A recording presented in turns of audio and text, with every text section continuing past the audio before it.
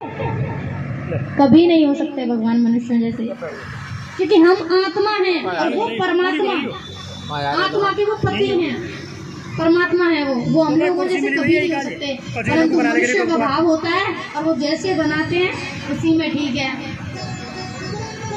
तो इस श्लोक में हम यह श्रवण करेंगे कि भगवान का स्वरूप कैसा है, भगवान कैसे हैं देखने में। सच्चिदानंद रूपाया, तो भगवान का स्वरूप सत्गन, चित्तगन अथवा आनंदमय है। ये तीनों गुण भगवान में विद्यमान है। अच्छा, सत्य क्या है? सत्य क्या है? सत्यम, तो जिसमें असत्य का प्रवेश ना हो सके। सत्य वह है जिसमें असत्य का प्रवेश ना हो सके, वह सत्य है। अच्छा, चित्त क्या है?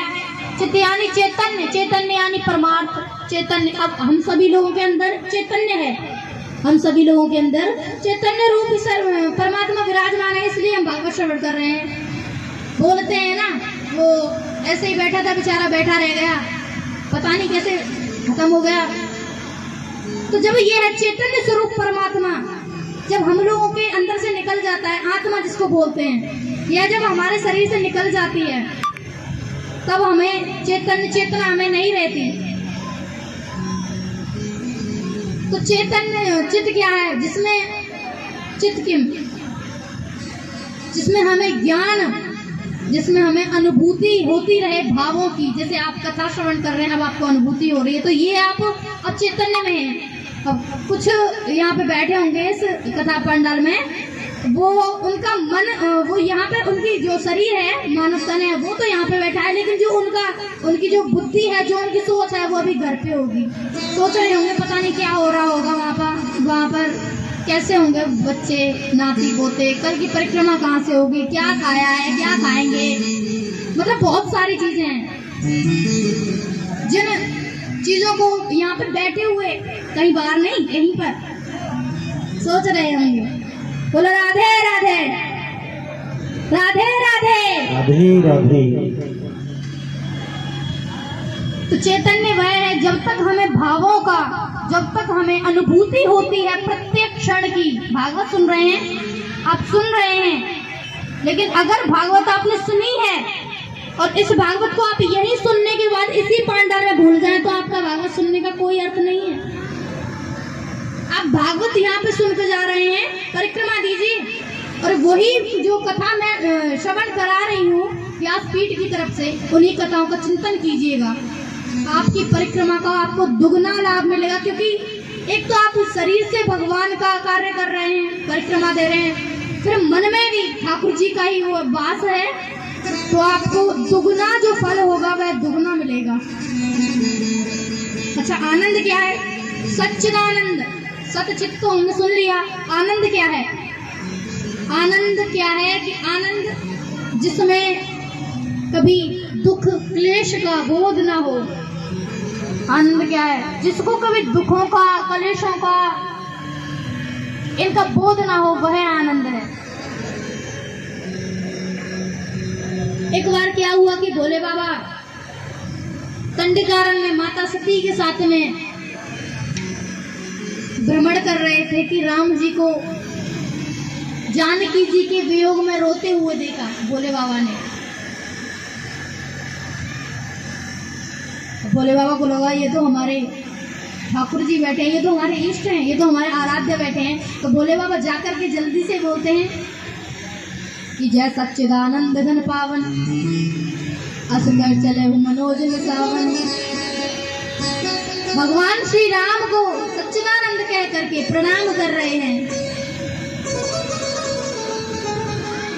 मैया सती कह रही हैं कि ये हमारे देव आदिदेव, मैया सती को घमंड था महादेव के ऊपर कि हमारे जो स्वामी है वो देवों के भी देव हैं, महादेव हैं। तो उनको मतलब अहंकार हुआ उनको कि हमारे देव आदिदेव इस रोते हुए राजकुमार को प्रणाम क्यों कर रहे हैं। मैया पूछने लगी महादेव को कि आपने इस रोते हुए राजकुमार को प्रणाम क्यों किया। भाई महादेव को तो यह पता है कि ये कौन है, श्री हरि हैं, भगवान हैं ये, परंतु मैया सती को ये सब नहीं पता था, क्योंकि उन्होंने कथा नहीं सुनी थी ना, अमर कथा। महादेव तो कथाओं के प्रिय हैं, तो महादेव ने कथा सुनी थी और अपने बच्चे को देखकर, अपने माता पिता को देख करके, अपने पूर्वजों को देख करके कौन नहीं पहचाने, उसी प्रकार से महादेव ने देखा तो झट से पहचान लिया कि ये तो हमारे आराध्य है। अब मैया सती कह रही हैं कि ये कैसे आपके आराध्य हो सकते हैं, ये तो एक खगमृग है मधुकर श्रेणी, ये तो अपनी पत्नी की याद में रो रहे हैं, ये आपके कैसे महादेव हो सकते हैं? क्योंकि इन्हें तो ये भी नहीं पता कि सोने का मृग नहीं होता, सोने के मृग के नयनों वाली कह करके राम जी रो रहे थे, माता जानकी को संबोधित कर रहे हैं कि सोने के जैसे जो सोने का हिरण होता है उसके नयनों वाली जो होती हैं, उस प्रकार से। परंतु मैया सती को तो घमंड था, और घमंड के सामने व्यक्ति को कुछ दिखता नहीं है। तो हे खगमृग, हे मधुकर श्रेणी कह करके रो रहे हैं महादेव राम जी। तो मैया कहती हैं, सती मैया महादेव से कि यदि इनमें सत होता तो ये रोते, ये सामान्य व्यक्ति भी समझता है कि सोने का मृग नहीं होता, परंतु ये तो सोने के मृग के पीछे रो रहे हैं। चित्त यानी ज्ञान, यदि इन्हें ये परमात्मा होते तो इन्हें ये भी ज्ञान होता कि इनकी पत्नी को लेकर के कौन गया है। इन्हें तो ये भी नहीं पता कि इनकी पत्नी को लेकर के कौन गया है। ढूंढ रहे हैं अगर अगर वनों में भटकते हुए नॉर्मल व्यक्तियों की तरह, सामान्य व्यक्तियों की तरह। आनंदा क्यों? यदि आनंद घन होते तो रोते ही क्यों? बिल्कुल भी कष्ट नहीं होता है इन्हें, शांत स्वभाव के होते यदि आनंद घन होते तो। परंतु इनमें तो न तो कहीं सत्य का दर्शन हो रहा है, न कहीं चित्त का और न कहीं आनंद का, फिर भी आप इन्हें सच्चिदानंद कह करके संबोधित कर रहे हैं। महादेव ने बहुत समझाने का प्रयास किया कि देवी ये उनकी नरलीला चल रही है, आप इस नरलीला को देख करके आप भी भ्रमित मत हुई इसमें। यदि हम लोग किसी पिक्चर में अमिताभ बच्चन को कुली का रोल करते देख रहे हैं, तो ये तो हमारी मूर्खता है कि हम उसको कुली ही समझने लग जाए। भाई वो तो बहुत पैसे वाला है, उसके पास तो बंगला, गाड़ी, भवन, ऐसो आराम सब कुछ है, परंतु हम ये जानते हुए भी कि ये एक एक्टर है, ये एक अभिनेता है, फिर भी हम उसको एक कुली समझ ले, तो ये तो हमारा पागलपन है, ये हमारी मूर्खता है। महादेव ने भी माता सती को कई बार समझाने का प्रयास किया कि देवी ये उनकी नरलीला चल रही है, आप इसमें भ्रमित मत होइए, पर सती मैया कहाँ मानने को तैयार थी। क्योंकि जो माताएं बहनें होती हैं उनमें थोड़ा सा हट ज्यादा होता है, मतलब ए बेबी तू क्या कह रही है, यही बात ना है, ऐसे तो है ही ना सके, अरे हमने कल ही देखा है, मतलब इस प्रकार से बातें करती हैं, जैसे मतलब चाहे वो बात गलत ही हो लेकिन अपने आप को सिद्ध करने की पूरी कोशिश करती हैं। उसी प्रकार से आज माता सती कर रही हैं। तो माता सती ने जानकी जी का, सीता मैया का रूप बनाया और भगवान श्री राम के सामने से गुजर के जा रही थी कि देखते हैं अगर ये वास्तव में भगवान होंगे तो ये पहचान जाएंगे, और यदि भगवान नहीं होंगे तो पहचान नहीं पाएंगे। तो सती मैया भगवान के पास पहुंची नहीं है, तो उससे पहले राम जी जो रो रहे थे, बिलक बिलक के रो रहे थे, जो उन्होंने कहा मैया कहाँ वृषकेतु, कहाँ चली। अब यह देख करके सीता मैया तो पार्वती सती मैया, हे राम राम राम, ये क्या हो गया, हमने इन पर शक किया, यदि यह भगवान ना होते, ये अगर कोई सामान्य व्यक्ति होता तो सामान्य व्यक्ति इतनी तेज रोने पर इतनी जल्दी सहज नहीं होता, परंतु ये तो सच में भगवान है, जानकी जी के रूप में भी हमें पहचान गए कि हम सती हैं। तब भगवान ने पहचान लिया और माता सती ने क्षमा मांगी है भगवान से। विश्वोत्पत्त्या देहे तवे तापत्रय विनाशाय श्री कृष्णाय वयं नमः, जिनकी शरण में जाते ही तीनों प्रकार के दैहिक दैविक भौतिक तापा राम राज का हो नहीं व्यापा, दैहिक दैविक भौतिकता का राम राज्य का हुए नहीं जाता। दैविक भौतिकता का राम राज का हो नहीं जाता। दैविक भौतिकता का राम राज्य का हुए नहीं जाता। दैविक भौतिकता का राम राज का हो नहीं जाता।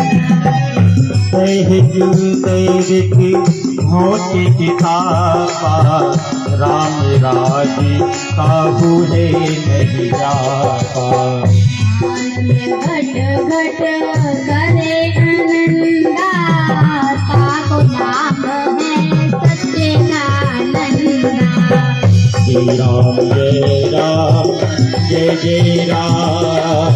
श्री राम जय राम जय जय राम। तो जिन भगवान ने विश्व की उत्पत्ति की है, जो मनुष्य के पालन संहार का कारण है, तो श्री कृष्णाय वयं नमः, उन भगवान श्री कृष्ण के पाद पद्मों में हम बंधन करते हैं। बोल बाल कृष्ण लाल की जय हो। श्री सूत जी ने, श्री शौनक जी ने सूत जी से प्रश्न कर दिया कि भागवत सुनने का मुख्य उद्देश्य क्या है, भागवत श्रवण करने का उद्देश्य क्या है।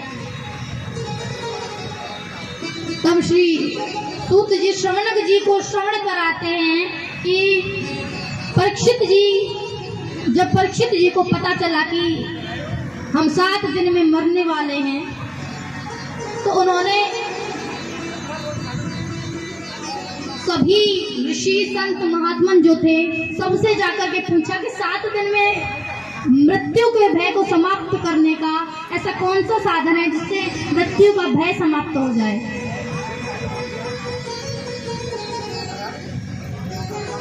तब श्री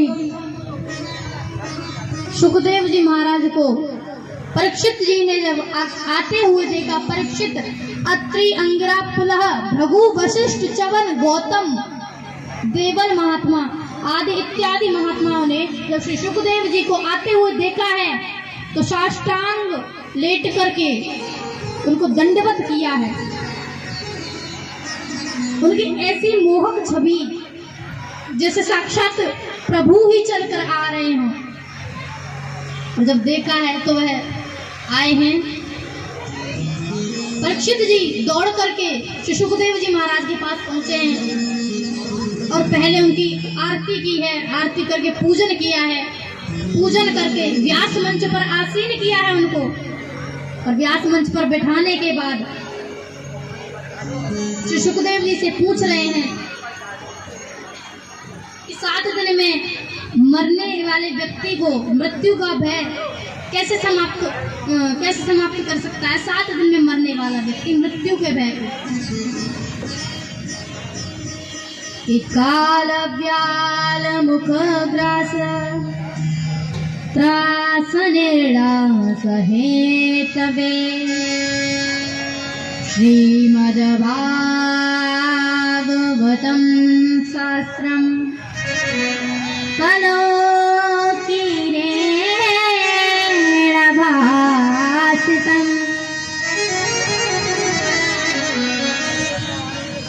काल रूपी व्याल के मुख में प्रत्येक प्राणी ग्रास बन करके बैठा हुआ है। इस काल रूपी व्याल के मुख से कैसे बचें?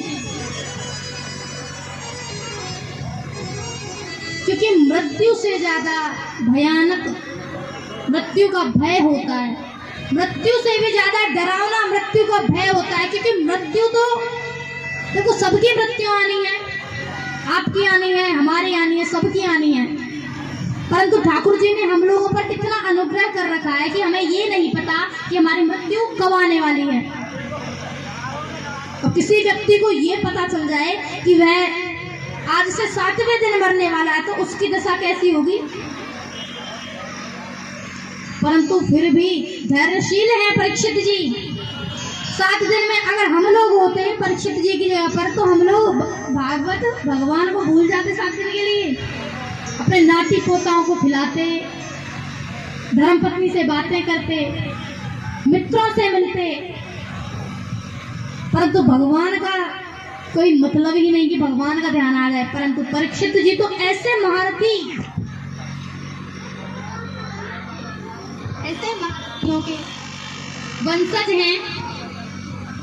गांडीवधारी अर्जुन, भीम, युधिष्ठिर, नकुल, सहदेव। और परीक्षित जी एक धर्मात्मा है, इसलिए परीक्षित जी ने श्री सुखदेव जी से पूछा है और श्री सुखदेव जी ने बताया है कि मृत्यु से भयानक मृत्यु का भय होता है। चिंता और चिता में एक बिंदी का ही अर्थ होता है। बस एक जो बिंदी होती है, अगर उसको रख दिया जाए तो वह चिंता हो जाती है, और उसको हटा दिया जाए तो चिता हो जाती है। कि चिंता चिता से बढ़कर है, चिंता चिता समान। चिंता से चतुराई घटे, घटे बुद्धि और ज्ञान। चिंता जिंदे को खाती है और चिता मुर्दे को जलाती है। मुर्दा एक बार जल करके बिल्कुल नष्ट हो जाता है, उनका देह भी उसका नष्ट हो जाता है। लेकिन चिंता प्रत्येक क्षण, प्रत्येक सेकंड, प्रत्येक कल्प, प्रत्येक पल मनुष्य को धीरे धीरे धीरे धीरे कर न जाने कितने करोड़ों बार मारती है।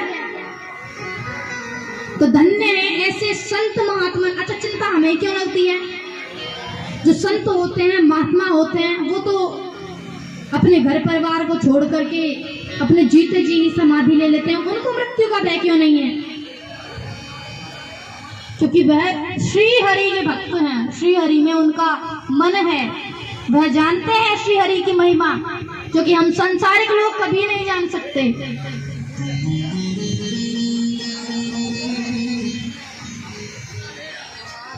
एक छोटी सी कहानी के दृष्टांत से हम इस प्रसंग का श्रवण करते हैं कि एक राज्य था, उस राज्य का एक नियम था कि उस राज्य का जो राजा होता था वह केवल 5 वर्ष के लिए ही बनता था।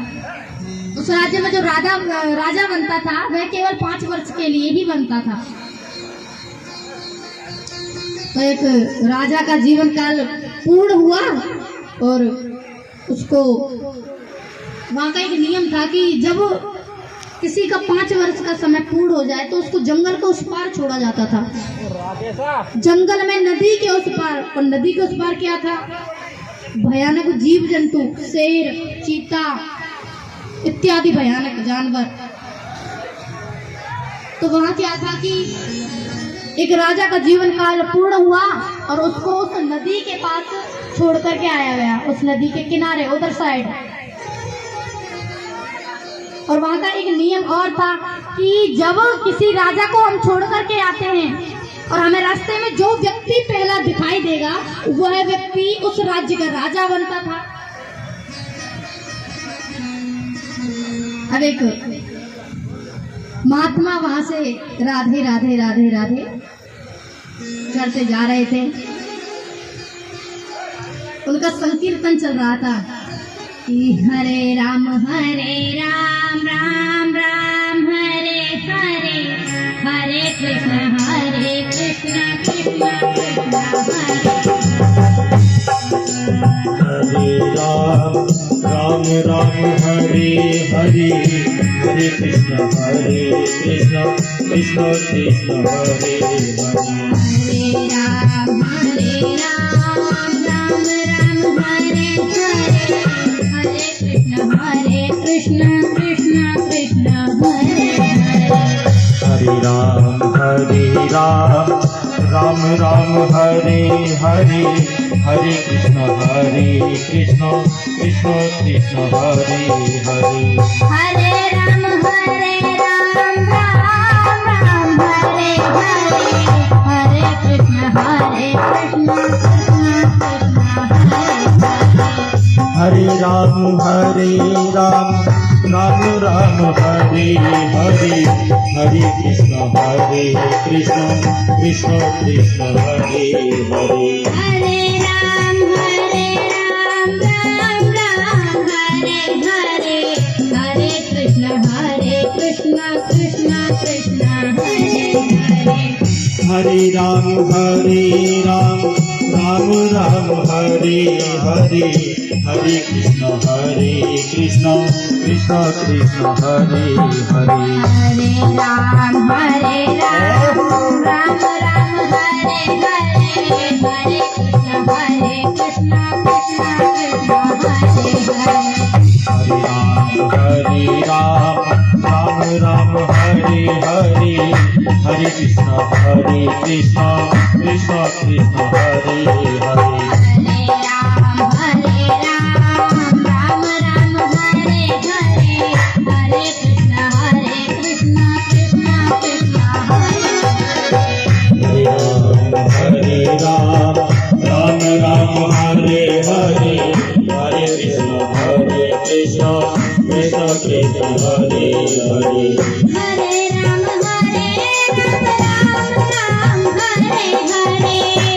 राम हरे राम राम हरे हरे हरे कृष्ण कृष्ण कृष्ण हरे हरे हरे कृष्ण कृष्ण हरे हरे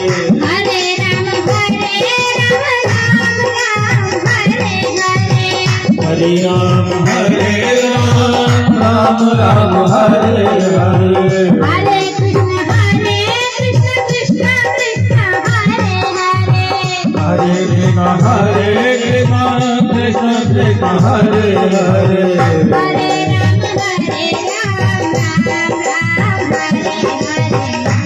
राम हरे राम राम हरे हरे हरे कृष्ण कृष्ण कृष्ण हरे हरे हरे कृष्ण कृष्ण हरे हरे हरे राम हरे हरे हरे कृष्ण कृष्ण हरे हरे हरे कृष्ण कृष्ण कृष्ण हरे हरे हरे राम हरे राम हरे हरे हरे कृष्ण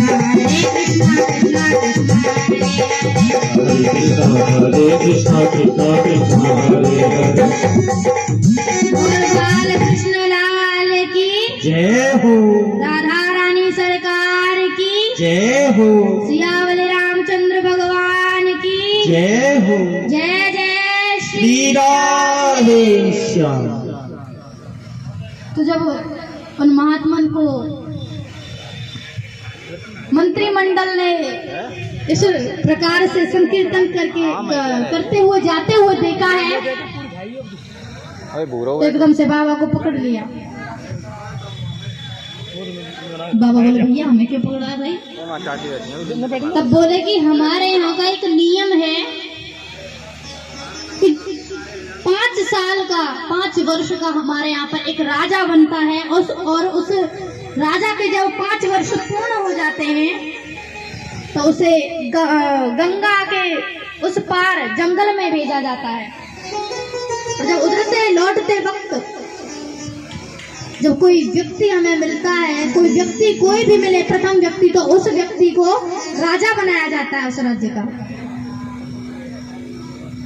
महात्मा बोले राजा भाई हम तो अपना गृहस्थ घर परिवार सब कुछ छोड़ चुके हैं, इस मोह माया से तो छोड़कर हम अब यहाँ पर आए हैं, यहाँ पर भी अब आप हमें राजा बना करके फिर से मोह माया में डाल दो। मंत्रिमंडल कहने लगे भाई हमें नहीं पता कुछ भी, बाबा हम कुछ नहीं जानते, ये हमारा नियम है और हम इस नियम का पालन करेंगे। बाबा बड़े चक्कर में अब क्या किया जाए भाई, बड़े बुरे से मंत्रिमंडल में फिर कहा कि एक और नियम है हमारे यहाँ का कि फिर से पुनः आपको 5 वर्ष के बाद जंगल में नदी के उस पार भेजा जाएगा। बोला अच्छा ये तो आपका बड़ा खतरनाक नियम है। नियम तो नियम ही है, क्या किया जाए। अब क्या कर सकते थे बेचारे बाबा। महात्मा बोले ठीक है भाई बना दो राजा, और क्या करें। अब खूब महाराज को ले जाया गया महात्मा को, और राज्याभिषेक करा करके गद्दी पर विराजमान किया गया। जब राजा बन गए तब महात्मा बोले भाई हो गया, अब हम राजा बन गए। हाँ भाई अब आप राजा हैं, तो अब हम जो कहेंगे वो आपको मानना पड़ेगा। हाँ हाँ प्रभु, जैसा आप कहेंगे वही हम मानेंगे। तो महात्मा ने पहला आदेश दिया कि जाओ और जाकर के जो गंगा के उस पार जो जंगल है, उस जंगल को जाकर के साफ कर दो। मंत्रिमंडल ने आदेश दिया और साफ कर दिया। हो गया। महाराज बोलिए आगे क्या आज्ञा है। अब उस जंगल में जो जीव जंतु थे, कुछ जीव जंतुओं को तो चिड़ियाघर में भिजवा दिया और कुछ को ऊपर भिजवा दिया गया। कुछ का शिकार कर लिया गया और कुछ को चिड़ियाघर में भिजवा दिया गया। बोलिए महाराज अब क्या किया जाए। तो अब वहां पर भव्य और दिव्य भवनों का निर्माण कराया जाए। सड़क ऐसी होनी चाहिए कि एकदम चिकनी, एक भी गड्ढा नहीं होना चाहिए सड़क पर, वरना सैलरी नहीं मिलेगी। बोले ठीक है। एकदम बहुत सुंदर एक भव्य नगर, एक राज्य वहां पर स्थापित किया गया। अब उनके 5 वर्ष पूर्ण हुए तो महात्मा ने पूछा कि बताइए अब हमें इस साइड रहना है कि उस साइड रहना है, उधर जाना है गंगा के पार या इधर जाना है। तो मंत्रिमंडल ने विचार किया कि प्रभु अब तो आपके दोनों ही हाथों में लड्डू हैं, आप इधर रहे या उधर, इधर से ज्यादा जलवे तो आपने उधर कर दिए हैं। तो पुनः उसी महात्मा को फिर से राज्य सौंपा गया। तो इस कहानी का तात्पर्य क्या है कि हम लोग जो होते हैं वो इस संसार में रहकर इस संसार के भोगों को, इस संसार की विषय वासना को भोगने में ही अपना जीवन व्यर्थ कर देते हैं। और जो संत महात्मा होते हैं वो क्या करते हैं, वो केवल और केवल इस धरती पर क्यों आते हैं, श्री हरिनाम संकीर्तन करने, श्री ठाकुर जी की कथाएं श्रवण करने, श्री ठाकुर जी की कथाएं सुनने, उनकी कथाओं में अपना मन लगाने। और हम लोग संसार में फंसे हुए हैं। उन पर भगवान ने कितनी मेहर की हुई है कि वो छोड़ भी देते हैं अपने घर परिवार वालों को। और हमसे कह दिया जाए तो इतना मन है, नाती पोते पुत्र बहू पता नहीं कैसे होंगे, क्या कर रहे होंगे। एक बार क्या हुआ कि एक बाबा थे तो उनकी पत्नी चल बसी उनसे पहले। वृद्ध अवस्था थी। तो जब वृद्धावस्था हम लोगों की आ जाती है तो यदि हमारे जीवन साथी में से एक कोई खत्म हो जाता है तो दूसरा पूरे संसार की छोटी छोटी बातों पर भी ध्यान देना प्रारंभ कर देता है। अब जो बाबा थे वो अपनी बहू से बोले कि बेटा चाय बना के ले आओ हमारे लिए। बोले ठीक है। बहू जल्दी से चाय बना करके लेके आई है। चाय पी है तो चाय में थोड़ी सी शक्कर कम थी। भैया देख करके सोचने लगे कि वो क्या समय था जब हमारी धर्मपत्नी थी, वह हमारे लिए चाय बनाती थी। उससे यह कहने की आवश्यकता भी नहीं होती थी कि ये काम गलत है, इसमें इतना कम किया है, इसमें इतना ज्यादा, कितना ध्यान रखती थी वह। जबकि बहू ही बनाती थी पहले भी चाय, उनकी पत्नी नहीं बनाती थी, बहू ही बनाती थी चाय। परंतु अब उनको कैसा लगने लगा था, अकेला, जैसे एकांत तो महसूस होने लगा था उनको। तो सबके अंदर कमी नजर आने लगी थी उनको। दूसरे दिन सब्जी में थोड़ा सा नमक कम रह गया तो सब्जी फेंक दी कि मैं नहीं खाऊंगा सब्जी को। अब वो सरकारी जॉब करते थे, रिटायर थे, तो पेंशन वगैरह मिलती थी। सब्जी और रोटी फेंकने के बाद कहने लगे बहू से कि मैं कल ही यहाँ से वृंदावन जा रहा हूँ। जब मेरी धर्मपत्नी थी तो वह मेरा कितना ख्याल रखती थी, तुम लोग भी मेरा उसके सामने ख्याल रखते थे, लेकिन अब तुम लोग क्या कर रहे हो? कल ही मैं सब कुछ छोड़ करके वृंदावन जा रहा हूँ। बहू पैरों में गिर गई, पिताजी क्षमा कर दीजिए, इस बार गलती हो गई, अब नहीं होगी। नहीं, सुबह ही 7 बजे तो यहाँ से निकल जाएंगे हम। तो सुबह हुई 7 बजे, तो 7 बजने के बाद तुरंत बाबा जी ने अपना बोरिया बिस्तर झोला झंडे संभाले और निकल पड़े। अब ट्रेन स्टेशन, रेलवे स्टेशन पर बैठे हैं और विचार कर रहे हैं कि जाऊं कि नहीं जाऊं, जाऊं कि नहीं जाऊं। 11 बज गए, 7 बजे के आए बाबा जी को, 11 बज गए उसी स्टेशन पर, परंतु ये विचार नहीं कर पाए कि जाना है या नहीं। 11 बजे पुनः वापस लौट करके आए हैं घर पर और बहू से कहा है कि अब गलती मत करना, इस बार मैं इसलिए आ गया हूँ कि मुन्ना रोता, वो मेरे साथ ही सुबह टहलने जाता है, सुबह जागने के बाद रोता है, इसलिए मैं वापस आ गया हूँ, अब वापस नहीं आऊंगा, एक बार चला गया तो फिर से। तो इतने लिप्त हैं हम लोग, उसी प्रकार उन्हीं बाबा जैसे हम हैं, इतने लिप्त हैं इस संसार की मोह माया में। हम जब आए थे तब हमारे साथ में कोई नहीं था, ये संसार में यहीं से तो मिले हैं, और जो हमारे साथ हमेशा से था और है और जो रहेगा और जो मरने के बाद भी रहेगा, उस भगवान को हम भूल गए हैं। और जो हमारे झूठे रिश्ते हैं इस दुनिया के, उन रिश्तों में हम इतने लिप्त हो गए कि श्री ठाकुर जी को ही भूल गए। धन्य है वो संत महात्मा जो इस मोह माया के जाल से, जंजाल से दूर हैं, और उन्हीं की वजह से इस संसार के जो संसार है यह पुण्यों पर टिका हुआ है।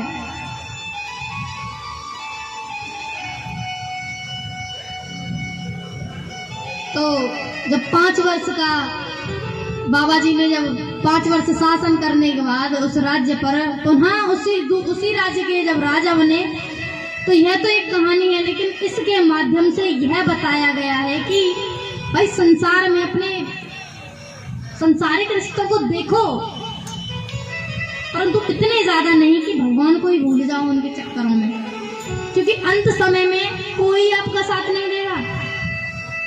ये वही लोग होते हैं जो मरने के बाद, यदि व्यक्ति मर जाए तो उसको, इसकी जो डेड बॉडी होती है, सब होता है, उसको 1 घंटे भी घर में रखना पसंद नहीं करते। और यदि कोई व्यक्ति 3-4 महीने बीमार पड़ जाए,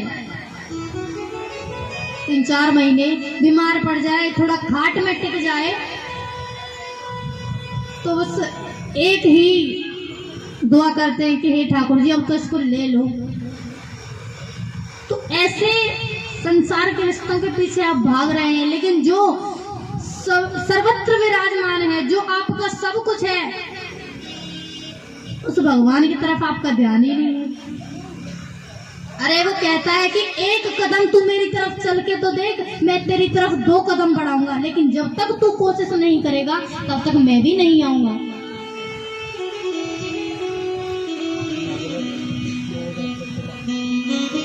तो जब परीक्षित जी ने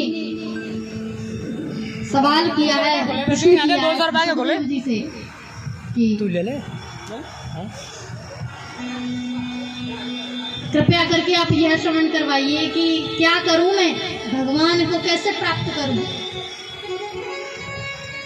तो जब शुक्रताल में वट वृक्ष के नीचे श्री परीक्षित जी विराजमान हुए हैं और श्री परीक्षित जी को कथा श्रवण करवा रहे हैं, तो सुधा कुंभम गृहीत्वा देवास्तत्र समागमन, सुधा कुंभम गृहीत्वा देवास्तत्र समागमन। जब श्री सुखदेव जी परीक्षित जी को कथा श्रवण करवा रहे हैं तो देवता अमृत का कलश लेकर के श्री सुखदेव जी के समक्ष आए हैं और कहते हैं, श्री सुखदेव जी से हाथ जोड़ करके कहते हैं कि हे प्रभु, यह जो जब हमें यह पता चला कि परीक्षित 7 दिन में मरने वाले हैं तो हमसे तो बिल्कुल भी नहीं रहा गया और हम अमृत का घड़ा लिए और सीधे यहीं पे चले आए हैं। अब आप एक काम कीजिए, जल्दी जल्दी से इनको अमृत पान करवा दीजिए परीक्षित जी को, ताकि ये अमर हो जाएं। और 7 दिन में बड़ी जल्दी जल्दी बोल रहे हैं देवता श्री सुखदेव जी से कि बातों में फिसल जाए तो फिसल ही जाए। सुखदेव जी देवताओं को देख करके ही समझ गए कि ये देवता इतने परमार्थी कब से हो गए। जो देवता दधीची महात्मा को मात्र प्रणाम करने के बदले हड्डी ले आए थे उनके शरीर की, ये इतने परमार्थी कब से हो गए। सुखदेव जी ने भी कह दिया, खिला दो भाई, बढ़िया बात है, अच्छी बात है, आपने इतना विचार किया, इतना सोचा, बहुत बढ़िया बात है। श्री सुखदेव जी ने ऐसा कहा तो देवता थोड़े से सकुचाते हुए कहते हैं कि वो महाराज, अब कुछ बात करनी थी आपसे। सुखदेव जी कहते हैं, बोलो भाई। कि ये जो अमृत का कलश है और ये अमृत का कलश आप परीक्षित जी को पान करवा दीजिए और ये जो भागवतामृत है ये आप हमें पान करवा दीजिए। तो श्री सुखदेव जी महाराज बड़ी जोर जोर से हंसते हुए कहते हैं कि देवताओं, मैं यही सोच रहा था कि देवता इतने परमार्थी कब से हो गए, देवता इतने परमार्थी कब से हो गए कि इन्हें दूसरे के मरने और जीने से भी फर्क पड़ने लगा। तब श्री सुखदेव जी ने देवताओं को फटकारा और कहते हैं कि वासुधा लोके क्वकचा बड़े महान ब्रह्मरा तो विचार्यैवा देवास्तत्र समागमन। और कहते हैं कि तुम्हें शर्म नहीं आती, तुम मेरे समक्ष आकर के ऐसी बातें करते हो, कहाँ तो मणि और कहाँ कांच, कहाँ तुम्हारा अमृत कांच के टुकड़े के समान और कहाँ मेरा कथामृत बहुमूल्य मणि, इन दोनों की कभी बराबरी हो सकती है क्या। और फटकार करके भगा दिया देवताओं को।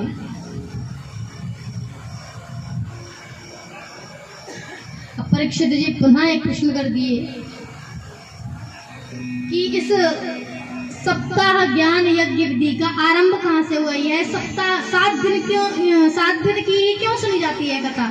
जब यह कथा इतनी सुलभ है, इतनी लाभदायक है, इतनी बढ़िया है, इतनी मंगलकारी है, तो इसको एक पक्ष या फिर एक माह में श्रवण किया जाए। तब श्री सुखदेव जी कहते हैं कि एक बार नारद जी ब्रह्मदेव के मानस पुत्र हैं। एक बार नारद जी पृथ्वी लोक को सर्वत्र सर्वश्रेष्ठ लोक समझ करके आए थे, तो यहाँ पर भ्रमण करने के लिए आ गए। पुष्कर, प्रयाग, काशी, गोदावरी, रामेश्वरम सर्वत्र नारद ने भ्रमण किया, परंतु उनके मन को शांति नहीं मिली। गृहस्थों के यहाँ पर जाकर देखा तो वही कलेश, दुख, दारिद्रता। संतों के यहाँ पर जाकर के देखा तो क्या देखते हैं कि जितनी बड़ी प्रॉपर्टी जिस संत के पास है उस संत का उतना ही बड़ा नाम है। यह देख करके बहुत दुखित हो गए नारद जी। नारद जी कहते हैं मिक्स करवाएंगे ये बैसी रहेगी सूखी कि कितना छलावा है इन सब के यहाँ पर। कर दो नारद जी ने विचार किया, कोई बात नहीं, हम भगवान की